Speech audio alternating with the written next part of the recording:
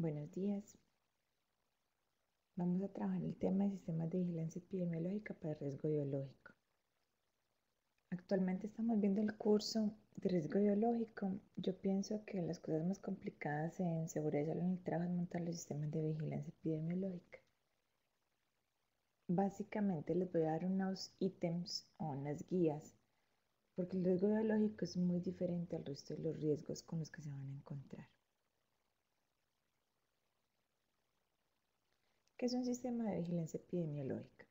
Recuerden que cualquier sistema es información para la acción, es una estrategia para detectar enfermedades, llevar campañas de promoción y prevención y evitar pues como que los trabajadores se nos deterioren. Recuerden que según la 1443 y ahora pues la 1072 que incluyó toda la legislación de salud ocupacional, nuestra función es evitar accidentes de trabajo y enfermedades laborales. El riesgo biológico tiene unas connotaciones pues diferentes al resto de los riesgos, pero en sí lo que tiene que hacer en el sistema es hacer seguimiento a los trabajadores y evitar que cojan enfermedades o accidentes de trabajo de riesgo biológico. ¿Qué es lo más importante? Recuerden que la matriz de peligros es el corazón de cualquier sistema, de cualquier cosa que vayan a hacer en seguridad y salud en el trabajo. La matriz de peligros que tiene que ser actualizada es realmente la que va a guiar cualquier actividad que ustedes quieran implementar. Lo primero, pues obvio, que identifiquen el riesgo. Estamos hablando específicamente de riesgo biológico, pero esto aplica para ruido, para material particulado, para radiación, psicosocial, riesgo público, ¿cierto? Identificarlo. Lo ideal es que realicen pues como el programa y empiecen a ingresar a los trabajadores expuestos a ese programa. Una de las cosas es definir muy bien la nómina de expuestos, o sea, quiénes son los trabajadores que ameritan el seguimiento biológico.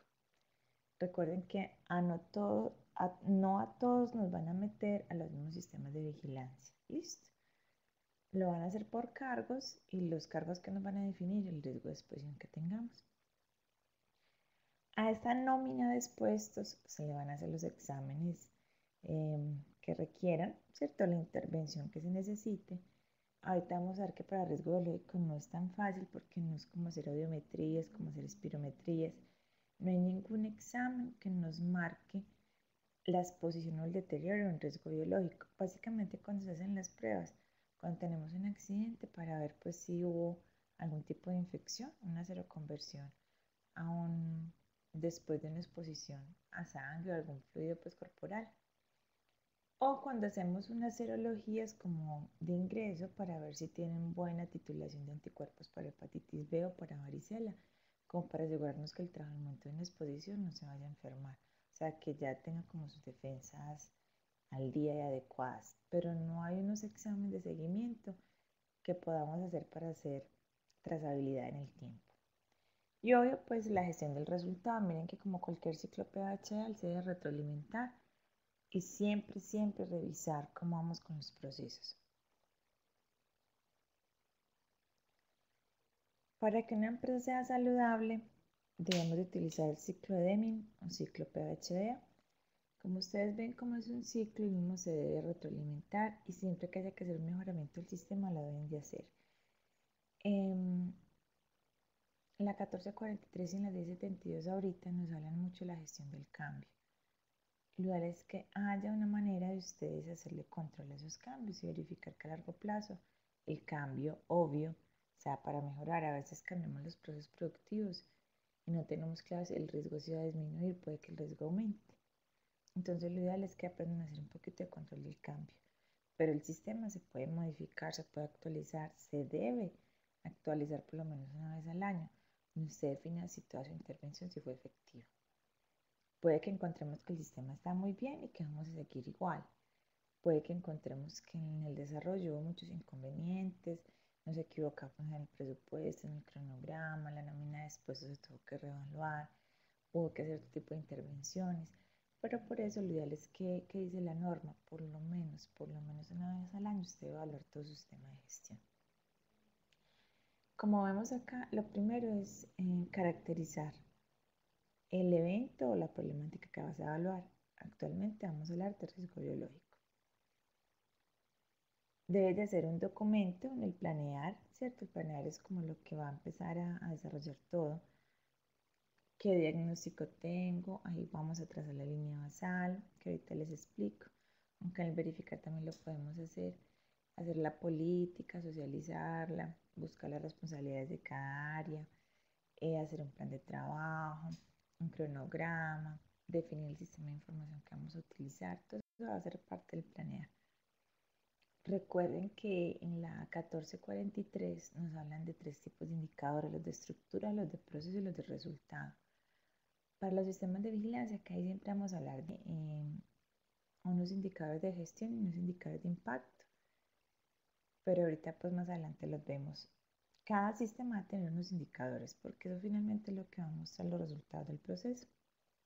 Desde el principio, póngase las metas, defina cómo va a medir su gestión.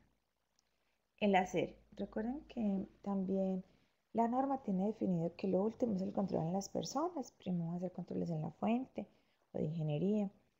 Los controles administrativos son controles blandos. La rotación de turno, el alternar tareas, la modificación en los horarios. Son controles blandos, pero igual hay momentos en que no tenemos otras opciones. Normalmente los controles de ingeniería son costosos, son megaproyectos, necesitan mucho presupuesto, entonces lo ideal es que hagamos algún tipo de control. Siempre estar revisando sistemáticamente la información y el evento. En el verificar, pues aquí tenemos la línea basal que les traje un resumencito que se les va a mostrar al final. El monitoreo biológico, hacer auditorías internas. Lo ideal es que nosotros mismos nos auditemos para que el momento en que venga un ente externo, por ejemplo ahorita que los inspectores de trabajo nos están visitando, pues tengamos más o menos las cosas al día. Y los indicadores, ¿cierto? Y los resultados como todo de lo que tengamos del proceso. Y el actuar es siempre revisar el sistema y mejorarlo. Recuerden que también por norma uno debe haber una revisión gerencial, o sea, nosotros tenemos que exponer el proyecto y mostrar resultados. La norma dice que también la revisión gerencial debe ser por lo menos una vez al año. Uno que les sugiere que no lo hagan anualmente porque se vuelven reuniones muy largas, muy tediosas, donde se recopilan los indicadores de calidad, de producción, los de medio ambiente, los de seguridad y salud en el trabajo. Entonces es bueno que hagan como reuniones periódicas donde no se acumule como todos vayan tomando planes de acción para que en el transcurso del año se puedan como mejorar los proyectos. ¿Qué no, tenemos de diferente acá en el riesgo biológico? El riesgo biológico tiene unas circunstancias que lo hacen muy distintos al resto de los riesgos. Primero, no tenemos TLVs para riesgo biológico. Los que han trabajado en salud ocupacional tienen más o menos claro que es un TLV. Recuerden que son los límites máximos permisibles de exposición. Se supone que si alguna operación incumple o está por encima de esos TLVs, casi que sería de cerrar, ¿cierto? El proceso, porque el nivel de exposición está tan alto que tiene una alta capacidad de enfermar. El riesgo biológico no tiene TLVs, usted no puede medir cuánta cantidad de bacilos de tuberculosis, cuánta cantidad de virus de influenza, cuánta cantidad de virus de hepatitis B o varicela hay en un sitio. Entonces, eso nos genera de pronto el ahorro de que no tenemos que hacer mediciones ambientales, no tenemos que hacer dosimetrías, no tenemos que contratar a un higienista, ni conseguir pues como aparatos muy específicos para hacer estos seguimientos, pero que no, si no somos lo suficientemente objetivos para entender este riesgo, pues la parte de definir expuestos, la nómina de expuestos, la parte de definir la eficiencia, algunos controles, la parte de hacer seguimiento a los cambios de los procesos no nos va a quedar tan fácil porque usted, ejemplo, tiene el mapeo de ruido de la empresa, con eso sabe quién se le está exponiendo, puede hacer unas mediciones periódicas, puede hacer unas audiometrías, puede mover la gente por zonas de riesgo cuando se le está deteriorando. Y usted puede hacer un control de ingeniería y hacerle una medición nuevamente y medir objetivamente que el riesgo disminuyó. Para riesgo biológico no podemos hacer eso. Tenemos otra dificultad, es que hay una susceptibilidad individual al riesgo, según la genética, la alimentación y el sistema inmune. Todos nos vamos a enfermar de manera distinta y no vamos a ser lo suficientemente sensibles o algún riesgo o ser hipersensibles a algún tipo de infección. Eso hace que el componente extralaboral que hay en todas las enfermedades laborales como que tenga un peso mayor. Usted se expone a riesgo de ruido y ya en el gatizo dice que por encima de 85 decibeles vamos a tener un trauma pues auditivo si nos exponemos tantas ciertas horas durante la jornada laboral. Para riesgo biológico eso no se puede definir. Hay gente que se expone a N riesgos infecciosos y no le pasa nada. Hay gente que con una única exposición pues se va a enfermar. Y lo otro es que el énfasis grande en riesgo biológico va a ser la accidentalidad laboral. Evitar accidentes de riesgo biológico como mordedura, punciones, heridas, ya que aquí el término de exposición recurrente para enfermedad laboral no es utilizado y es de muy difícil control, por lo que yo les dije, la susceptibilidad individual. En riesgo biológico, la enfermedad laboral, en el contexto de exposición prolongada, que tenga un inicio crónico, insidioso, recurrente, como cuando estamos hablando de una neumoconiosis, cuando estamos hablando de un estrés laboral ¿cierto? O una depresión por una exposición insidiosa, acá no aplica. Usted puede tener una única exposición y enfermarse. Y es muy raro, pues no existe una enfermedad laboral donde usted diga, no es que yo me expuse tanta años de riesgo biológico y adquiere esta enfermedad, no. Usted se enferma o no se enferma. Entonces acá pues como que el ítems o el punto a trabajar es evitar accidentes de trabajo y enfermedades zoonóticas. ¿Por qué hablamos de enfermedades zoonóticas? Ejemplo, las transmitidas por vectores, ejemplo, las mordeduras, accidentes sofídicos, no son por punción, pero son accidentes de trabajo que nos pueden traer enfermedades laborales. Una cosa a favor es que tenemos la vacunación, para ninguna otra enfermedad existe. Usted no se puede vacunar por una hipoacusia neurosensorial ni por una neumoconiosis. Eso sí, tenemos que tener claro para qué tipo de enfermedades tenemos vacunas y completar el esquema. Obvio, para todas las enfermedades no existen vacunas, entonces, aunque es un punto a favor, está un poquito cerrado solo para ciertos riesgos. Algo aquí importante es que en los sistemas de vigilancia epidemiológica uno de los insumos que casi todos utilizamos es los exámenes periódicos.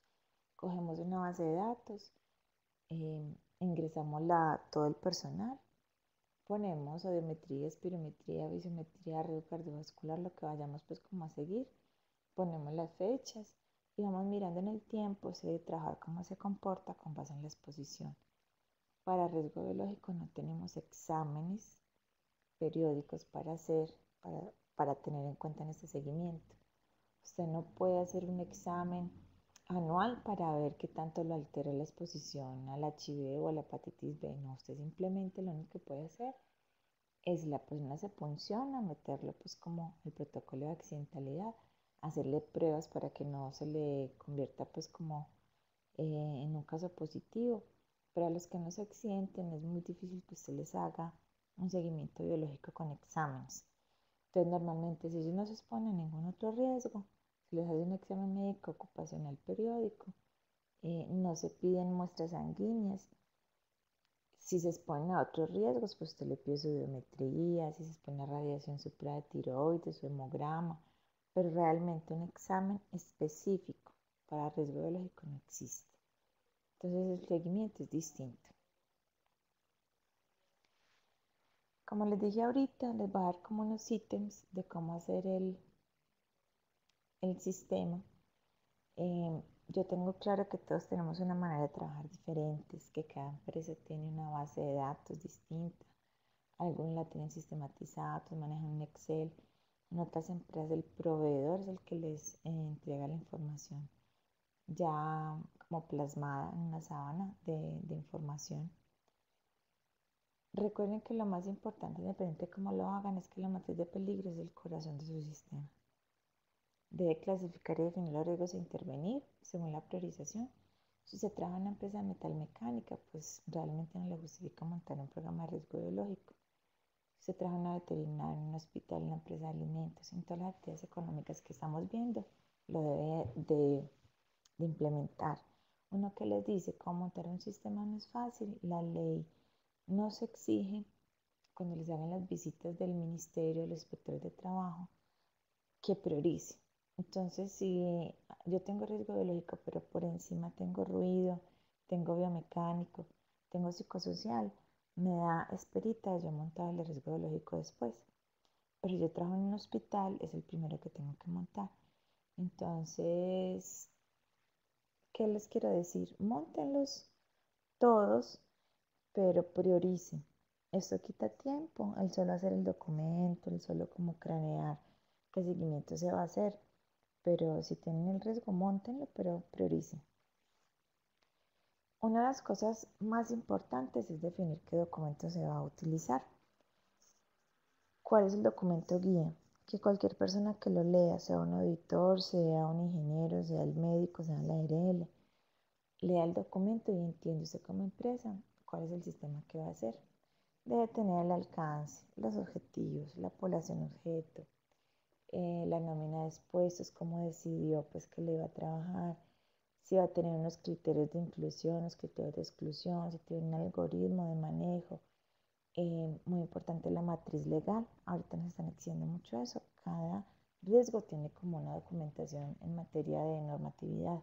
La puede incluir en ese documento escrito para que usted sepa las normas que tiene que cumplir. Tiene que sacar cómo va a ser el seguimiento biológico, qué pruebas va a hacer, cada cuánto las va a hacer, qué va a considerar un caso positivo para el sistema, qué indicadores va a manejar. Cosa que cualquier persona que usted está en vacaciones, se fue, renunció, lo que sea, el sistema no se pare, pues no se quede sin continuar, porque recuerden que los procesos no deben depender de las personas si tenemos un procedimiento bien hecho. La ARL es un buen apoyo para muchos de los procesos de salud ocupacional.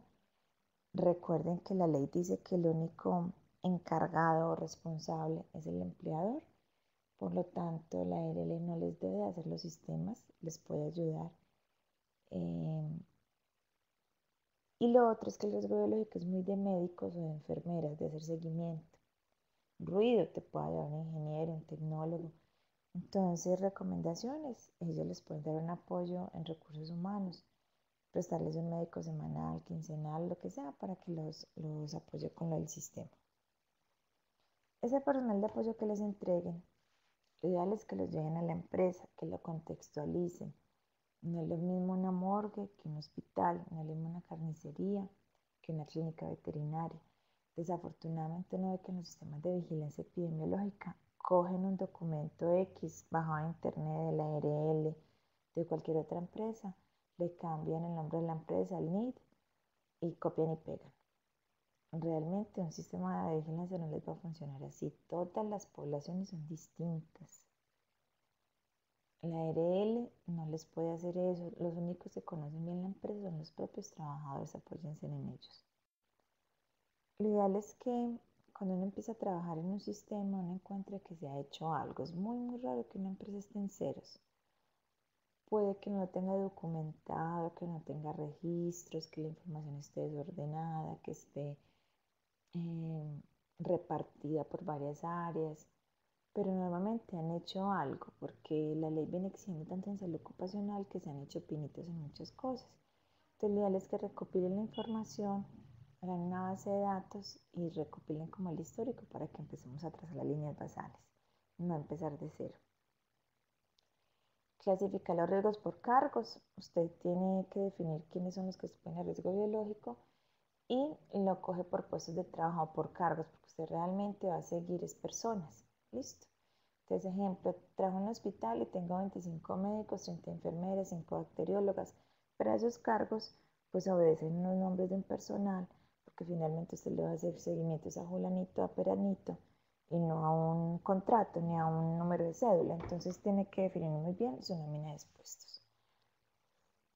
En salud ocupacional tenemos una cosa que se llaman los puestos críticos. Los puestos críticos aplican para cualquier riesgo. No hablamos solamente de trabajos de alto riesgo, como espacios confinados a alturas.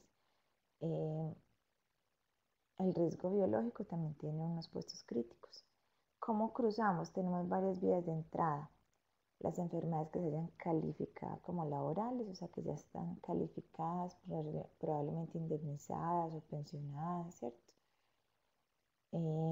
Van a ser unos cargos ya críticos. Ese cargo, ese puesto, porque se supone que ya hubo un caso centinela y ya tuvimos unos enfermos o un primer enfermo ahí.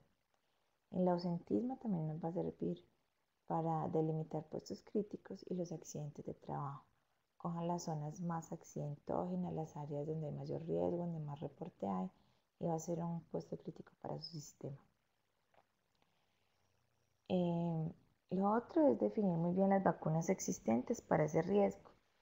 Si estamos hablando de, por ejemplo, de malaria, ya hablamos del tema que no hay una vacuna eficiente, pero si hablamos de hepatitis B sí la tenemos, si hablamos de varicela sí la tenemos. Entonces, define muy bien cuál en la matriz de peligros, cuáles son los riesgos de exposición.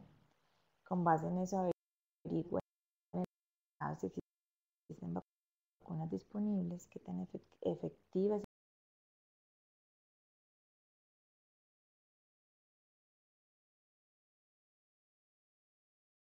La gente va a generar anticuerpos, va a estar más protegida contra la infección al momento en que se encuentre con ella. Recuerden que el accidente de riesgo biológico tiene un modelo de atención diferente también al resto de los eventos.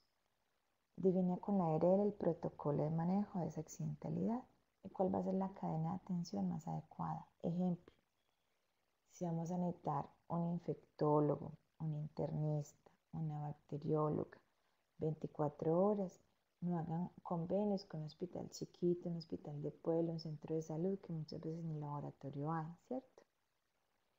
Si ustedes, por ejemplo, tienen riesgo en una hidroeléctrica, una mordedura por serpiente, por animales ponzoñosos, por arañas venenosas, pues también tienen que definir muy bien si van a necesitar un centro de atención donde haya un suero antiofídico, donde haya un cirujano plástico, donde haya transfusiones de sangre. Entonces, normalmente la ARL tiene unos convenios, unas líneas de atención, definan muy bien que todo el mundo sepa cómo va a ser el protocolo, el algoritmo de atención en caso de un evento. Que no empiecen a llamar a todo el mundo y la persona pues lesionada se vaya deteriorando.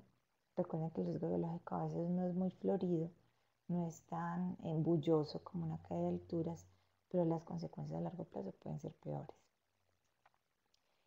Tenemos unas pruebas rápidas para hepatitis B y para SIDA y para sífilis en muchas partes donde haya manera de centrifugar el suero, se pueden hacer las pruebas in situ, o sea, en el mismo sitio del evento se pueden hacer, se pueden interpretar para definir cómo está el receptor y la fuente. Recuerden que eso nos va a servir mucho para la atención posterior. Si estamos en una veterinaria, debe haber una centrífuga, estamos en un hospital, sí que es cierto. Obvio, si estamos, por ejemplo, en una carnicería, no va a haber una manera de centrifugar el suero. Pero en los sitios donde tenemos la manera de hacer las pruebas in situ, o sea, hacer unas pruebas rápidas, nos va a ayudar mucho a saber si nos quedamos tranquilos, si empezamos con antirretrovirales de manera inmediata. Si la fuente es positiva, pues el trabajo tiene que ir de una para donde un infectólogo. Entonces, definir también si tenemos una necesidad o si el factor de riesgo es muy alto, tendríamos que conseguirlas. Normalmente las ARL las regalan, son como unos cassettes parecidas a las pruebas de embarazo, ya están nomás de fáciles de interpretar. Entonces tenemos que también definir eso. Concretar con los expertos en riesgo biológico si tenemos necesidad de tomar algún medicamento y en qué dosis mientras se llega al sitio de atención. Si estamos en un sitio que está muy, muy, muy lejos, tenemos el centro de remisión a 1, 2, 3 horas. Tenemos que hacer algo para que la persona no se deteriore mientras llega al sitio. Pero si tenemos en la empresa al frente el Hospital Palotón Uribe, pues realmente no va a justificar nosotros invertir en costos sabiendo que tenemos a los expertos a 5 minutos. Lo otro es definir muy bien el contenido y el uso del botiquín de primeros auxilios. Recuerden que el riesgo biológico no solamente son punciones, sino que son mordeduras, accidentes ofídicos, por picadura de insectos, de animales, ¿cierto? de plantas que nos den alergias, dermatitis, enfermedades zoonóticas. Entonces, el ejemplo más sencillo es, si usted trabaja en una cantera, en una hidroeléctrica, en una construcción y queda lejos y tiene serpientes, tiene que definir, aunque la norma diga que los botiquines de las empresas no deben ni pueden tener medicamentos y que no deben ni pueden ser entregados o utilizados por personal que no sea médico, ante el riesgo de perder una vida humana o un deterioro, se puede definir también si va a ser un manejo excepcional a ese botiquín y si va a tener medicamentos específicos para su riesgo, que es lo ideal. Lo ideal es que esa capacitación, sensibilización y socialización del protocolo sea para todas las líneas de mando, no solamente operativos y la gerencia, supervisores, no están como en conocimiento de lo que usted quiere hacer, no lo tienen claro, no hablan todos el mismo idioma.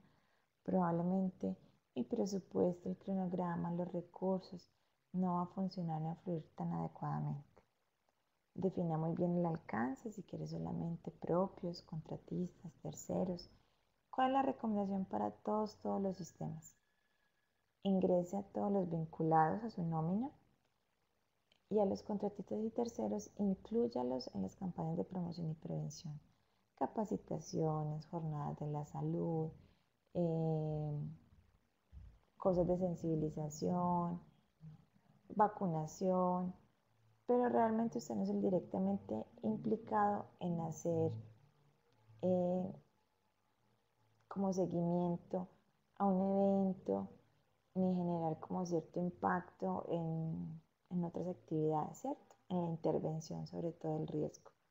Pero la ley sí por solidaridad responsable nos exige que también con los terceros tengamos un apoyo. Definir presupuesto.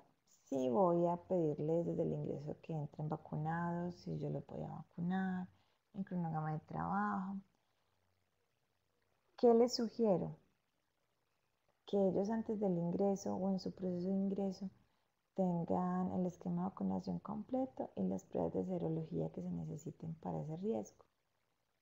Porque si usted lo espera para los periódicos, pues lleva una persona que se está exponiendo en riesgo, usted no sabe en qué momento se le pueda enfermar. Una cosa que las empresas casi no tienen en cuenta es que los brigadistas tienen riesgo biológico, porque en cualquier momento van a estar expuestos en una atención de primeros auxilios, a exponerse a sangre, fluidos, etcétera, etcétera, de algún compañero que necesite su ayuda. Entonces, como una recomendación general es que los brigadistas los incluyan o por lo menos les enseñen sobre bioseguridad, les armen un kitcito con guantes, con tapabocas, les enseñen sobre lavado de manos. O sea, todos esos entrenamientos que ustedes le dan para atención de emergencias también les salen un poquito de riesgo biológico. Sería muy triste que un brigadista brindando apoyo a otro, ¿cierto? Como apoyando en una situación de emergencia, resulta enfermo, una enfermedad catastrófica, por no saber ni conocer a qué se estaba exponiendo.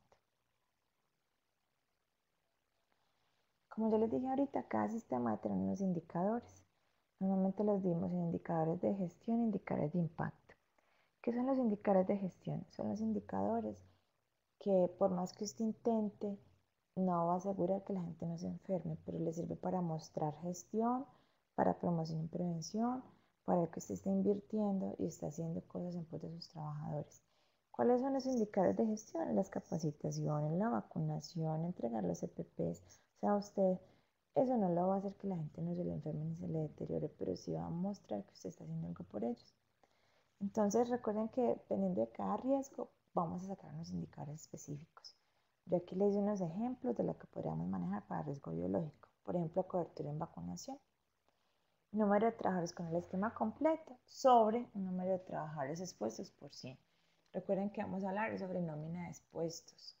No me tienen que vacunar a todo el mundo. No me tienen que vacunar la secretaria de gerencia, no me tienen que vacunar la del archivo, ¿cierto? Siempre vamos a hablar sobre nómina de expuestos, siempre va a ser el denominador. Cobertura en educación, número de trabajadores que asisten a la conferencia, la charla sobre el número de trabajadores expuestos. Si un trabajador no está expuesto, pues realmente no justifica que usted le invierta en capacitaciones de un riesgo que él ni siquiera va a estar como involucrado. Número de eventos educativos, eso depende de cada planta, si tiene buses, si tiene consultorios, lo hace dentro de la inducción, dentro de la reinducción, sobre el número de eventos programados, o sea que usted esté cumpliendo como su plan de capacitaciones anual. Proporción del uso de EPPs, entonces sería el número de trabajadores que usan EPPs sobre el número de trabajadores expuestos. Recuerden que los EPPs y la cobertura en educación son controles blandos, pero igual les van a servir cuando les hagan una visita. Y obvio, pues guardar soportes de todo. Listas de asistencia, lista de entregas de EPPs, una matriz de EPPs según el riesgo. Controles en fuentes medias, el número de proyectos de control implementados en el año con éxito en reducir la accidentalidad. Como les dije ahorita, por riesgo biológico vamos a estar mucho enfocado en accidentes de trabajo. ¿Cuántos proyectos estoy elaborando anualmente? ¿Cuántos proyectos me generaron éxito? ¿Cuánto estoy invirtiendo en ellos? Ya los indicadores, pues como de impacto, que siempre vamos a hablar de prevalencia e incidencia. Prevalencia va a ser el número total, incidencia siempre va a ser los casos nuevos. Les puse un ejemplo para riesgo biológico. Prevalencia de accidentes de trabajo, riesgo biológico, el total de accidentes sobre el número de trabajadores expuestos por 100, porque vamos a sacar un porcentaje. Incidencia, número de trabajadores con accidente de trabajo, pues en un periodo de tiempo la primera vez sobre el número de trabajadores expuestos. Recuerden que aquí no se los puse, pero tienen que tener un tiempo definido, no pueden dejar un indicador abierto. Puede ser 2014, 2015, por semestre, por bimestre, pero que no quede pues abierto. La prevalencia les coge todos los enfermos que ustedes lleven y la incidencia, los casos nuevos.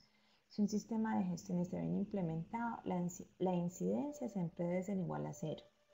Y la prevalencia pues va a ser el número de enfermos totales que usted recibió al coger pues como el sistema, ¿cierto? Si usted lo está haciendo bien, no sería enfermar más gente.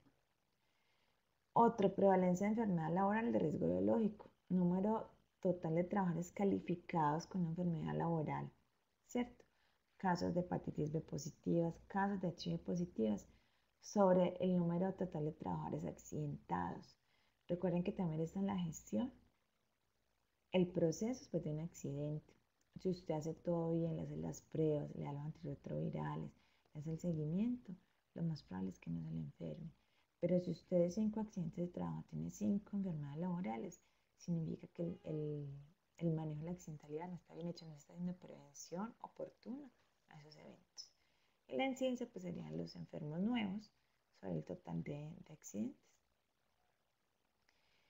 Cuando les decía en línea basal, es como ustedes mirar qué han hecho, si está de manera parcial, total o si no tienen nada, con base en unos ítems que tenemos para cada sistema para que ustedes sepan más o menos qué les falta, en qué van, en qué tienen que priorizar recursos o qué es lo que ya tienen para mostrar en el momento de una visita.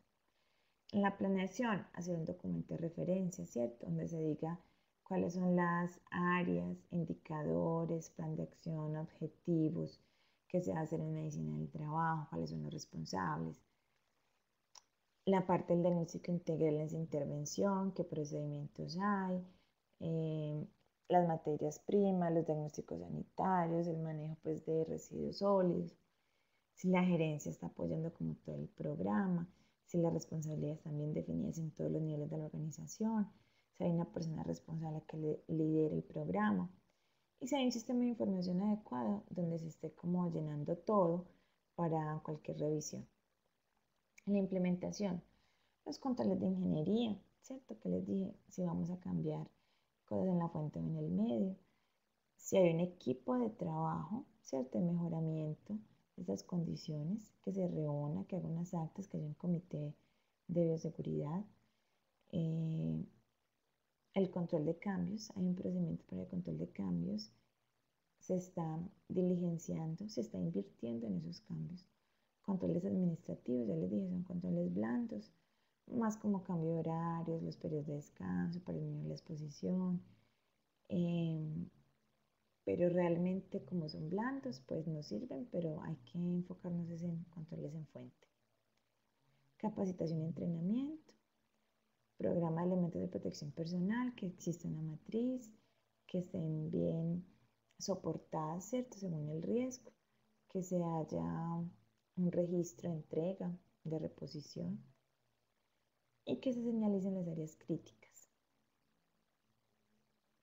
Tenemos la parte de implementación, que es por ejemplo los procedimientos para aseo, limpieza y desinfección, control de plagas, de aislamiento, el procedimiento para reporte, atención e investigación de accidentes de trabajo y exposición ocupacional por riesgo biológico, que esté documentado, que se conozca, que se le haga análisis de los accidentes, que se reporten, que se busquen planes de mejora, las evaluaciones médicas de ingreso periódico y retiro, que se haga seguimiento biológico.